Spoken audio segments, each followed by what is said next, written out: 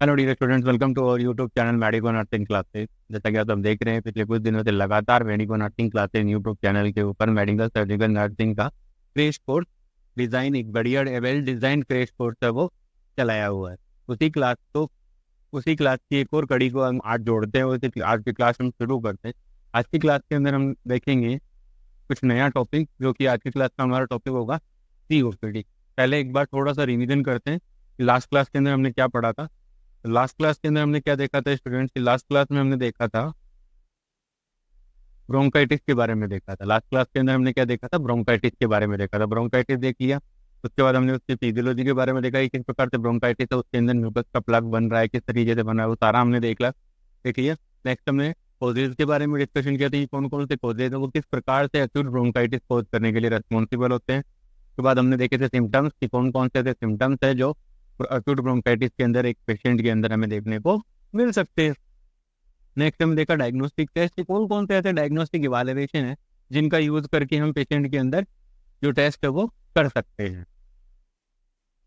Next हमने देखा था management of acute bronchitis. Acute bronchitis का मैनेजमेंट है वो किस प्रकार से होता है, कौन कौन से मेडिकेशन हम यूज करते हैं in the management of acute bronchitis. तो आज की क्लास के अंदर हम देखेंगे स्टूडेंट, काफी इंपॉर्टेंट टॉपिक है जो कि क्या है हमारा COPD। COPD मतलब chronic obstructive pulmonary disease.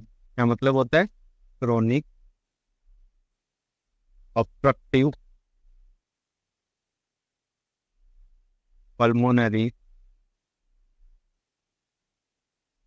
Disease. Chronic obstructive pulmonary disease, chronic obstructive pulmonary disease एक ऐसा डिसऑर्डर है जो कि क्या है? सबसे पहली बात, क्रॉनिक मतलब लॉन्ग ड्यूरेशन, ग्रेजुअल इन ऑनसेट और लॉन्ग ड्यूरेशन तक ये रहता है। ऑब्स्ट्रक्टिव मतलब ये ऑब्स्ट्रक्शन कॉज करेगा। क्या कॉज करेगा? ऑब्स्ट्रक्शन कॉज करेगा। एयरवे के अंदर ऑब्स्ट्रक्शन कॉज करने की वजह से यहाँ पे क्या होगी? एयर की एंट्री है वो लिमिटेड हो जाएगी। लिमिटेड एयर एंट्री होने की वजह से पेशेंट को डिस्निया, ब्रीथिंग प्रॉब्लम्स आनी शुरू हो जाती है। पल्मोनरी मतलब रिलेटेड टू लंग्स और डिजीज मतलब बीमारी। ठीक है, तो ये क्या है? क्रॉनिक ऑब्स्ट्रक्टिव पल्मोनरी डिजीज, जो कि क्या है? क्रॉनिक है, लंबे समय से क्या होगा? लंग्स के अंदर कोई भी ऑब्स्ट्रक्शन होगा, उसकी वजह से लंग्स के अंदर जो डिजीज होती है उसे बोलते हैं chronic pulmonary chronic obstructive pulmonary disease. ठीक है, तो ये हो गया इसका मीनिंग। अब ये कैसे करेक्टराइज की जाती है? एयर फ्लो का ऑब्स्ट्रक्शन, मैं पहले ही बता चुका हूँ, आपको समझा चुका हूँ कि COPD के अंदर क्या हो रहा है? एयर फ्लो का ऑब्स्ट्रक्शन। एयर फ्लो का ऑब्स्ट्रक्शन का मतलब ये है कि ये आपकी रेस्पिरेटरी ट्रैक्ट है। 1 सेकेंड, यहाँ से समझाता हूँ मैं आप लोगों को। ये आप लोगों का रेस्पिरेटरी ट्रैक्ट है। अब ये रेस्पिरेटरी जो ट्रैक्ट है, ये जो रेस्पिरेटरी ट्रैक्ट है, इसके अंदर अगर कोई भी रीजन की, ये जो यहाँ से शुरू हो रहा है, ठीक है, यहाँ से, अब इसके अंदर जहां भी कहीं पर भी अगर इसके अंदर कोई भी ऑब्स्ट्रक्शन हो रहा है, ठीक है, कोई भी ऑब्स्ट्रक्शन होता है, नैरोइंग हो रही है। अब ये नैरोइंग जरूरी नहीं है, हो सकता है कि ना मसल्स ज्यादा कॉन्ट्रैक्ट कर जाए, उस वजह से भी नैरोइंग हो सकती है। हो सकता है कि म्यूकस ही म्यूकस इकट्ठा हो जाएगी, म्यूकस का प्लग हो जाएगा, तो उसकी वजह से क्या होगा? जो ल्यूमन है वो ऑटोमेटिकली क्या हो जाता है? कम हो जाता है, और ल्यूमन कम होने की वजह से भी क्या होगी? नैरोइंग होगी। आई थिंक आप लोगों को समझ में आया हो। ठीक है, इस प्रकार से अगर यहाँ पे म्यूकस ही म्यूकस एक्यूमुलेटेड हो जाता है तो भी यहाँ पे नैरोइंग हो रही है। ठीक है, और अगर मान लेते हैं अपन, ऐसा माने कि यहाँ पर स्वेलिंग आ गई, अगर मैं ये मान लूँ कि यहाँ पर स्वेलिंग आ चुकी है, ठीक है, इसके ऊपर अगर स्वेलिंग आ चुकी है तो ये भी क्या होगी? थोड़ी थोड़ी इन्फ्लाम हो जाएगी। इन्फ्लाम होने की वजह से भी इसके अंदर क्या होगी? Narrowing, limitation of air, air flow obstruction. Air flow obstruction हो गया, लिमिटेड एयर एंट्री कर देगी। तो ये रीजन है जिनकी वजह से क्या होता है स्टूडेंट्स, जिनकी वजह से क्या होता है? COPD की डिजीज होती है। ठीक है, COPD की डिजीज के अंदर मोस्ट कॉमनली यही प्रॉब्लम्स देखने को मिलती हैं, जिनके अंदर क्या होता है? जो एयर फ्लो है वो क्या हो जाता है? ऑब्स्ट्रक्ट हो जाता है। और कॉज, अब ये एयर फ्लो किसके द्वारा कोज किया जाएगा? एम्फाइसीमा और ब्रोंकाइटिस। एम्फाइसीमा और ब्रोंकाइटिस के द्वारा। क्रॉनिक ब्रोंकाइटिस, नो की एक्यूट ब्रोंकाइटिस, क्रॉनिक ब्रोंकाइटिस की वजह से हो सकता है एयर फ्लो के अंदर ऑब्स्ट्रक्शन, या फिर एम्फाइसीमा। ठीक है, क्रॉनिक ब्रोंकाइटिस का मतलब तो क्रॉनिक इन्फ्लेमेशन ऑफ ब्रोंक्यूल। ठीक है, इसका मतलब chronic bronchitis, chronic bronchitis. Chronic bronchitis का मतलब होता है chronic inflammation. It is the chronic inflammation, it is the chronic inflammation of bronchiole. ठीक है, पहला हो गया क्रॉनिक ब्रोंकाइटिस। दूसरा है एम्फाइसीमा। एम्फाइसीमा। एम्फाइसीमा का मतलब क्या होता है? एम्फाइसीमा का मतलब होता है परमानेंट डायलेशन ऑफ एल्वियोलाई। क्या होता है? परमानेंट डायलेशन,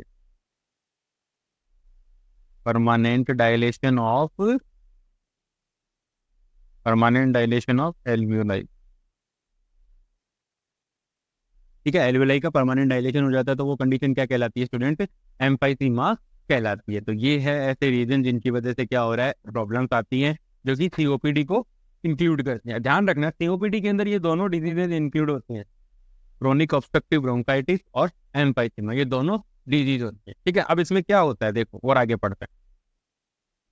अब नॉर्मली इन्फ्लामेटरी रेस्पॉन्स होते हैं ड्यू टू, अगर जैसे ही कोई भी रीजन होता है तो उसकी वजह से क्या होता है, अब नॉर्मल इन्फ्लामेटरी रेस्पॉन्स होते हैं जिनकी वजह से लंग्स है उनके अंदर क्या नहीं हो पाती, and completely irreversible, not completely irreversible. देखो ये एक ऐसा इन्फ्लामेशन है जो, ये वाला जो इन्फ्लामेशन हुआ अपने सीओपीडी के अंदर, जो इन्फ्लामेशन होता है क्रोनिक ब्रोंकाइटिस, वो क्या है, एक अबनॉर्मली इन्फ्लामेटरी रेस्पॉन्स है। अबनॉर्मल इन्फ्लामेटरी रेस्पॉन्स इतना नॉर्मली नॉर्मल जनरल कंडीशंस के अंदर इतना इन्फ्लामेशन है वो नहीं देखा जाता, but chronic obstructive pulmonary disease के अंदर जो क्रोनिक ब्रोंकाइटिस होता है उसके अंदर काफी ज्यादा क्या हो जाता है, उसके अंदर इन्फ्लामेशन हो जाता है। और उस इन्फ्लामेशन की वजह से, और ये ऐसा इन्फ्लामेशन होता है तो completely not reversible, not completely reversible का मतलब है कि जैसे ही आपका इन्फ्लामेशन ठीक होगा तो नॉर्मली जैसे इन्फ्लामेशन ठीक होता है चीजें वापस, बॉडी अपनी वापस उसी सिचुएशन के अंदर आ जाती है। नॉर्मली क्या होता है, नॉर्मली जैसे आप सिचुएशन, आपने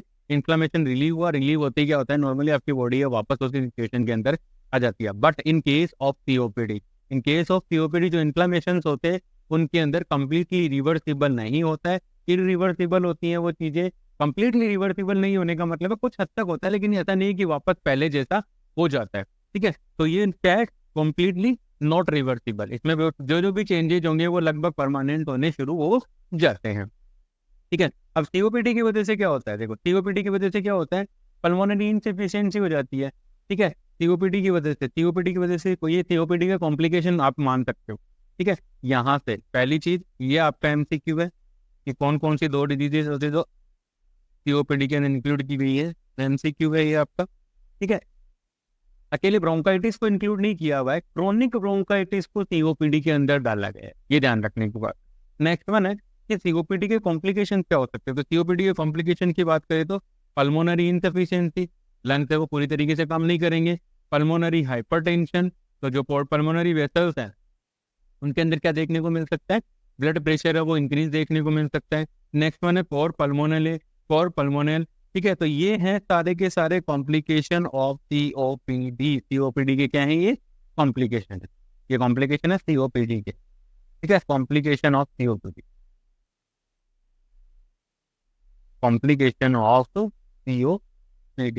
सीओपीडी के ये क्या होता है, कॉम्प्लिकेशन होते हैं। इंपॉर्टेंट है, ध्यान रखना, एमसीक्यू बन सकता है। ठीक है, यहाँ से पूछा जा सकता है कि which of the following is included in the complication of COPD. तो सीओपीडी के कॉम्प्लिकेशन में पल्मोनरी इनसफिशिएंसी, पल्मोनरी हाइपरटेंशन और कोर पल्मोनल के बारे में मैं पहले भी आप लोगों को बता चुका हूँ, दोबारा बताऊंगा कि कोर पल्मोनल एक ऐसी कंडीशन है जिसके अंदर क्या होता है, लंग के किसी डिसऑर्डर की वजह से राइट वेंट्रिकल के अंदर क्या हो जाता है, राइट वेंट्रिकल के स्ट्रक्चर और फंक्शन के अंदर क्या आ जाता है, चेंजेस आ जाते हैं। ठीक है, due to lungs disorder, due to the lung pulmonary disease, due to pulmonary disease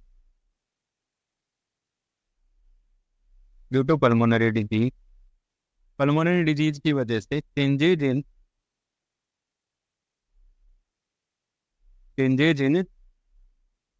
right ventricle के अंदर क्या हो जाते हैं, चेंजेज हो जाते हैं। कैसे चेंजेज होते हैं, स्ट्रक्चरल एंड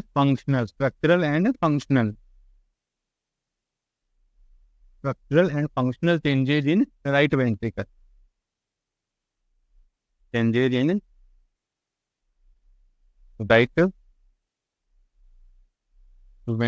राइट वेंट्रिकल के अंदर क्या होता है, चेंजेज हो जाते हैं। और उन्हीं चेंजेज की वजह से क्या होता है स्टूडेंट्स, उन्हीं चेंजेज की वजह से वहां पर आपको देखने को मिलेगा कि राइट वेंट्रिकल की हाइपरट्रॉफी हो जाती है, कार्डियक डिसऑर्डर आपको देखने को मिलते हैं, तो उन्हें बोलते हैं कोर पल्मोनल। ठीक है, तो ये तो था सीओपीडी के बारे में, बिल्कुल ही सरफेसली मैंने आप लोगों को बताया कि ये क्या होता है, एयर फ्लो का ऑब्स्ट्रक्शन होता है। क्रॉनिक इन्फ्लेमेशन की वजह से एयर फ्लो का ऑब्स्ट्रक्शन हो जाता है, और एयर जो क्रॉनिक इन्फ्लेमेशन होता है उसके रीजन होते हैं दो, एम्फाइसीमा और क्रॉनिक ब्रोंक। इनके ये इसकी क्रॉनिक इन्फ्लेमेशन होने की वजह से यहाँ पर क्या होता है, जो इन्फ्लामेटरी जो चेंजेज होते हैं वो कंप्लीटली रिवर्सिबल नहीं होते। ठीक है, कंप्लीटली रिवर्सिबल नहीं होते, और उसको कंप्लीटली रिवर्सिबल नहीं होने की वजह से वहाँ पे कॉम्प्लिकेशन अराइज होते हैं। कौन कौन से? पल्मोनरी हाइपरटेंशन, पल्मोनरी इनसफिशिएंसी, ठीक है, पल्मोनरी इनसफिशिएंसी, पल्मोनरी हाइपरटेंशन और कोर पल्मोनरी, ये तीन मोस्ट कॉमन कॉम्प्लिकेशन है जिसके सीओपीडी के एमसीक्यू के अंदर आ सकता है, याद रखना है। अब हम बात करते हैं क्रॉनिक ब्रोंकाइटिस की। अब हम बात करते हैं क्रॉनिक ब्रोंकाइटिस। तो क्रॉनिक ब्रोंकाइटिस एक ऐसी कंडीशन है, ध्यान रखना। अब हम शुरू कर रहे हैं सीओपीडी को पूरा डिटेल के साथ पढ़ेंगे। डिटेल मतलब कंसाइज भी है, क्रेश कोर्स के अकॉर्डिंग है, बट इसको थोड़ा सा डेरिवेटिव तरीके से पढ़ेंगे क्योंकि यहाँ से बहुत बाहर एमसीक्यूज आते हैं। रेस्पिरेटरी सिस्टम को मोस्ट कॉमन डिसऑर्डर है, इसलिए यहाँ से चांसेस रहते हैं, मेजोरिटी बनती है, ठीक है, मेजोरिटी बनती है कि यहाँ से जो भी एग्जामिनर है वो क्या कर सकता है, एमसीक्यू उठा सकता है। तो हम बात करेंगे क्रॉनिक ब्रोंकाइटिस। तो क्रॉनिक ब्रोंकाइटिस एक ऐसी कंडीशन है जिसके अंदर क्या होता है, कफ होता है, पेशेंट को क्रॉनिक कफ होता है, और क्रॉनिक कफ के साथ क्या होता है, sputum production. Chronic cough and sputum production होता है एटलीस्ट 3 मंथ टू 2 ईयर, या 3 महीने से ज्यादा और लगातार 2 साल तक अगर खांसी रह रही है, 3 महीने से ज्यादा है लेकिन लगातार 2 साल तक ये सिचुएशन है वो बार बार अराइज हो रही है, तो उसे बोलेंगे अपन क्रॉनिक ब्रोंकाइटिस। क्या होता है क्रॉनिक ब्रोंकाइटिस? एक ऐसी कंडीशन है जिसके अंदर क्या होता है, presence of cough with sputum production, presence of cough with sputum production at least for 3 month.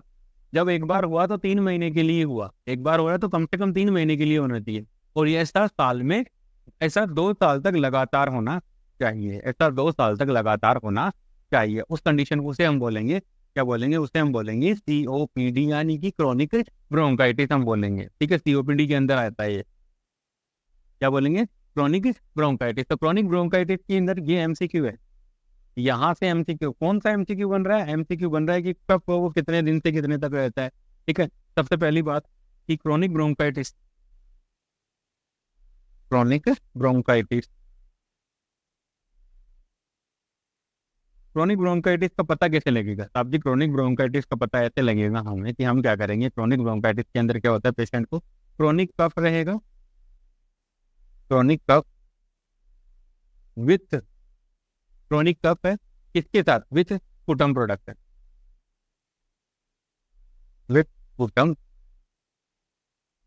Production, sputum production के साथ अगर इंडिविजुअल के अंदर कफ है, कफ कफ के साथ स्पूटम प्रोडक्शन है, इसका मतलब ये, this is the main clinical sign of, main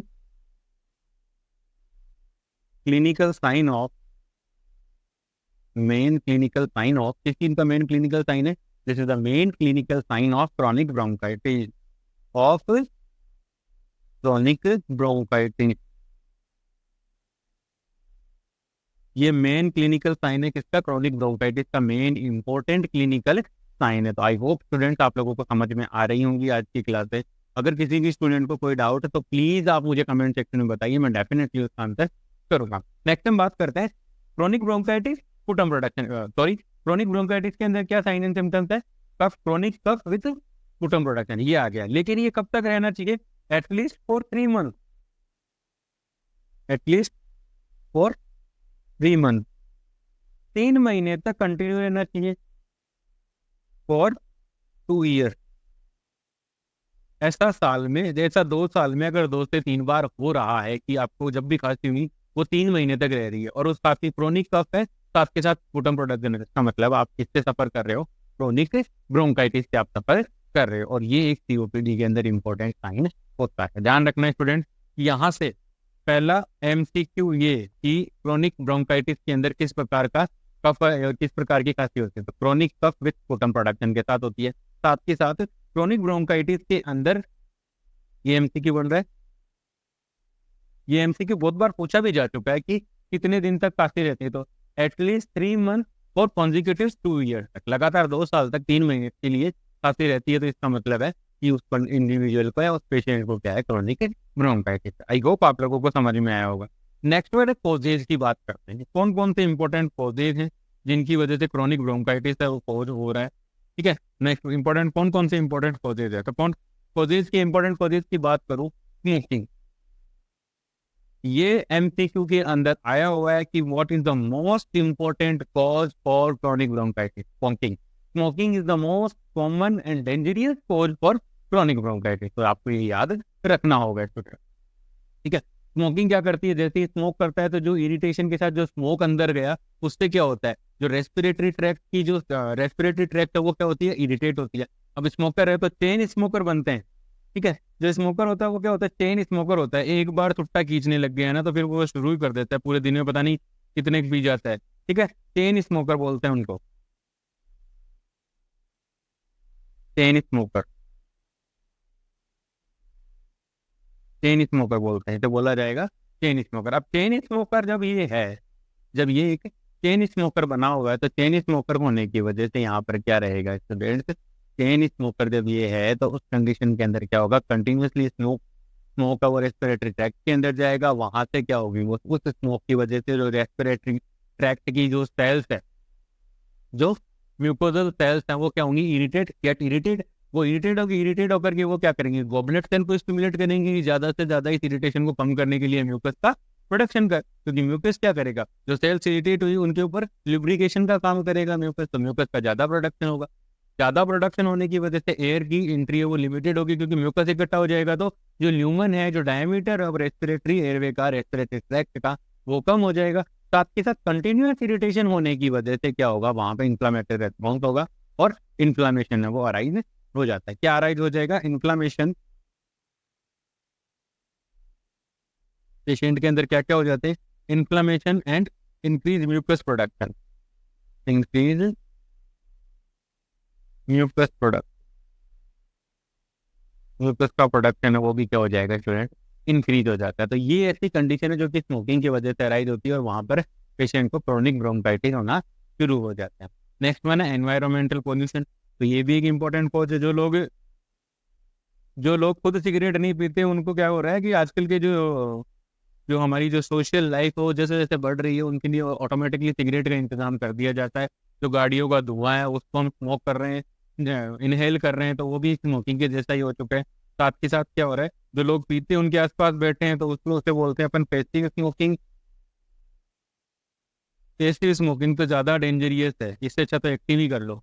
passive smoking तो ज़्यादा डेंजरियस है क्योंकि वो जो इंडिविजुअल था वो सबसे पहले उस स्मोक को अपने अंदर लेके गया, फिर उसको स्मोक के अंदर पूरे अंदर अपने रेस्पिरेटरी ट्रैक्ट की जो भी बैक्टीरिया वायरस थे वो मिलाए, फिर उसने बाहर छोड़ा, फिर आपने उस सांस को ले लिया, तो आपने क्या लिया, स्मोक प्लस बैक्टीरिया वायरस, जबकि उसने क्या लिया था, सिर्फ स्मोक लिया था। तो ये है कि पैसिव स्मोकिंग बहुत ज़्यादा डेंजरियस है। ठीक है, तो इससे दूर रहना चाहिए। तो एनवायरमेंटल पोल्यूशन की बात कर रहे थे। आजकल अगर हम बात करें तो एनवायरमेंटल पोल्यूशन है, जो एयर क्वालिटी है वो धीरे धीरे डेंजरियस लेवल के अंदर जा रही है।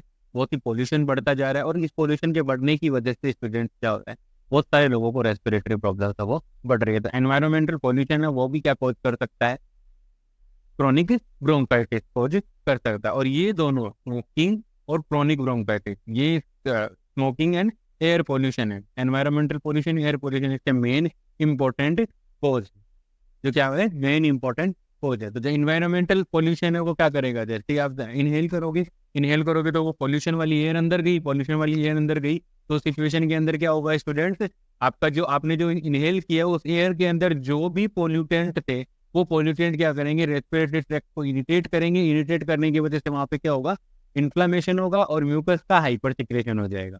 कंटिन्यूसली म्यूकस का सिक्रेशन तो हो रहा है लेकिन म्यूकस का क्या हो जाएगा, हाइपर सिक्रेशन होगा, और हाइपर सिक्रेशन होगा ना म्यूकस का, तो उस कंडीशन के अंदर क्या होगा, नैरोइंग ऑफ एयरवे हो जाएगी, इन्फ्लामेशन ऑफ एयरवे हो जाता है। ठीक है स्टूडेंट, तो ये होता है एयर पोल्यूशन की वजह से।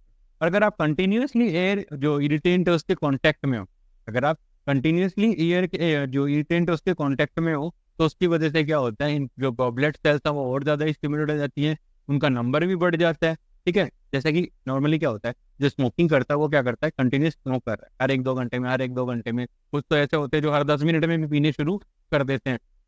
ठीक है, तो उनके अंदर क्या होता है, अगर कंटिन्यूसली आप इरिटेट कर रहे हो स्मोक के थ्रू अपनी रेस्पिरेटरी ट्रैक्ट को, तो वहां पर गॉबलेट सेल्स है उनका क्या हो जाएगा, नंबर बढ़ जाएगा।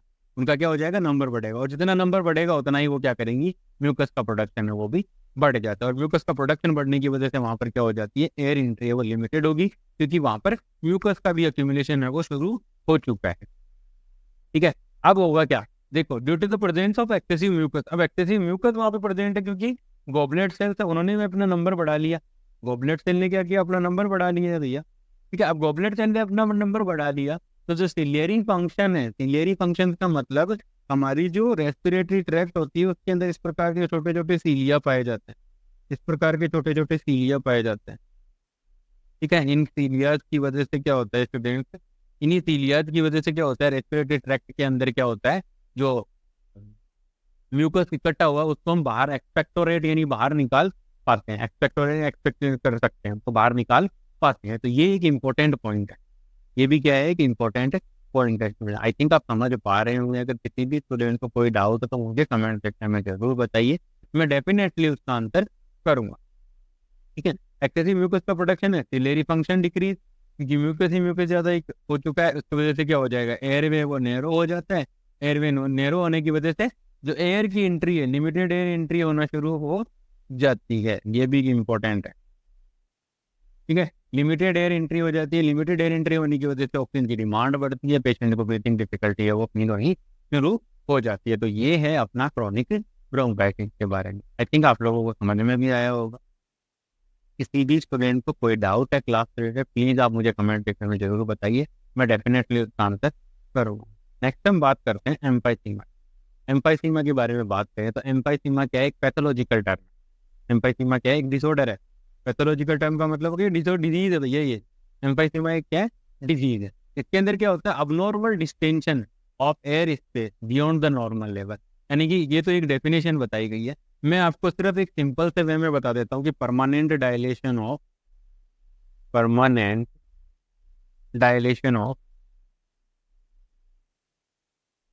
Alveoli,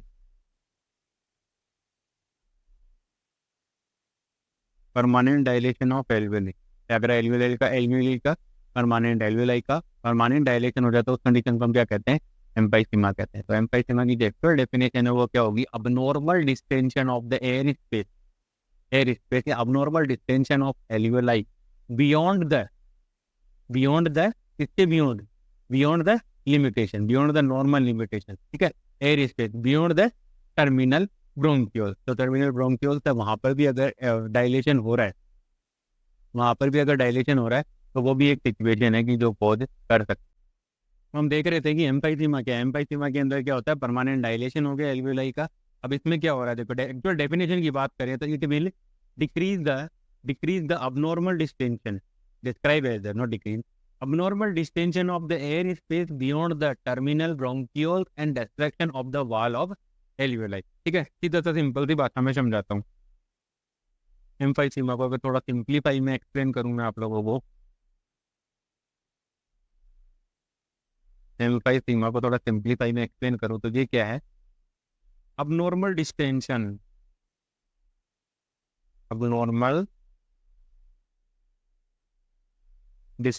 of the alveoli, abnormal distension of the alveoli beyond the limitation,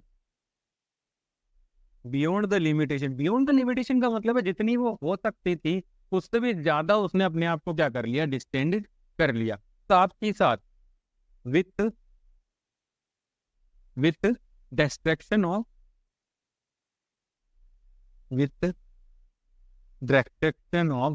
of alveoli, destruction of alveoli wall.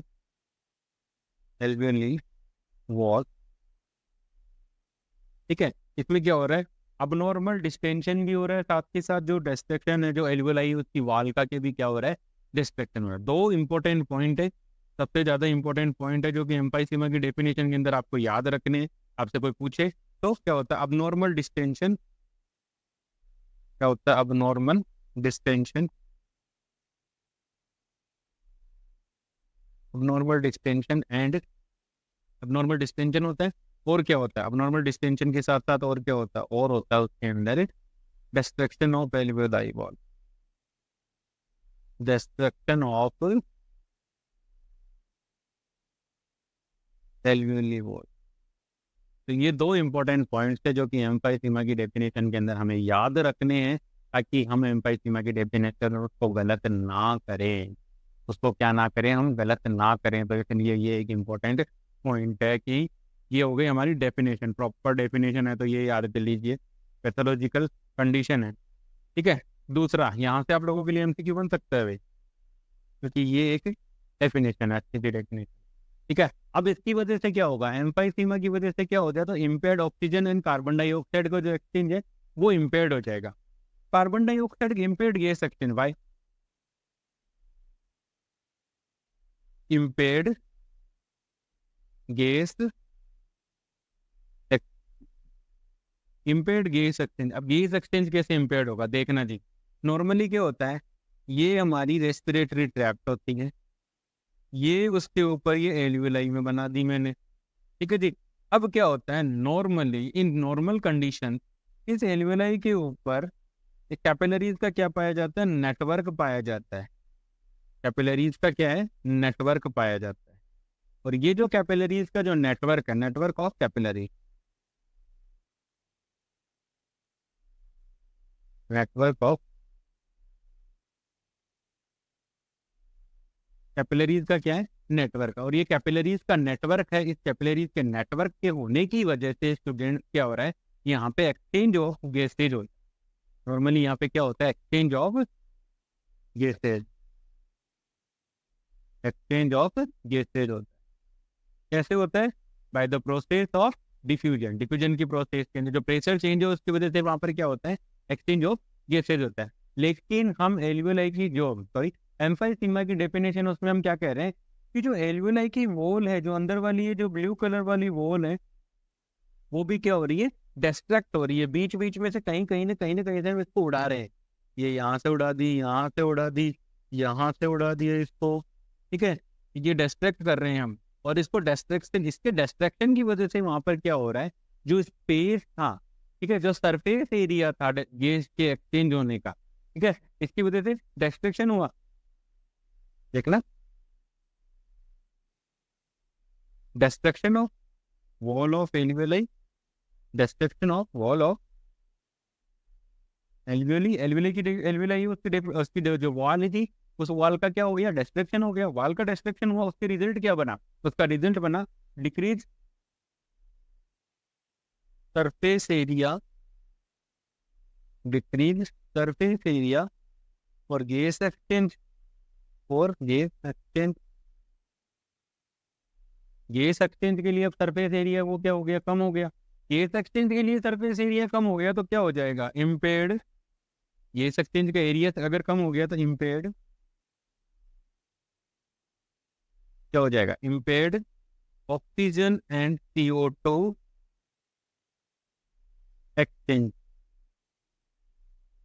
ठीक है, यही इस लाइन के अंदर बताया हुआ है कि एम्फाइसीमा के अंदर क्या हो जाता है, impaired gas exchange in carbon dioxide exchange result from the destruction of wall, wall का डिस्ट्रक्शन होने की वजह से सरफेस एरिया कम हो गया। सरफेस एरिया कम होने की वजह से वहां पर एक्सचेंज ऑफ गैसेस था वो भी क्या हो गया स्टूडेंट, कम हो गया। तो ये भी एक इंपॉर्टेंट पॉइंट है। एम्फाइसीमा के अंदर वॉल डिस्ट्रॉय उसकी वजह से क्या होगा, जो पल्मोनरी कैपिलरीज है वो कंटिन्यूसली डिक्रीज हो जाती है। Direct contact with the pulmonary capillaries continuously decrease. ठीक है, सरफेस का सरफेस का, आप देखो यहाँ पर देखो, ये कैपिलरीज का वॉल है, लेकिन इसके साथ कोई सरफेस एरिया यहाँ पर, सॉरी मैं थोड़ा सा चेंज करके आपको दिखाता हूँ।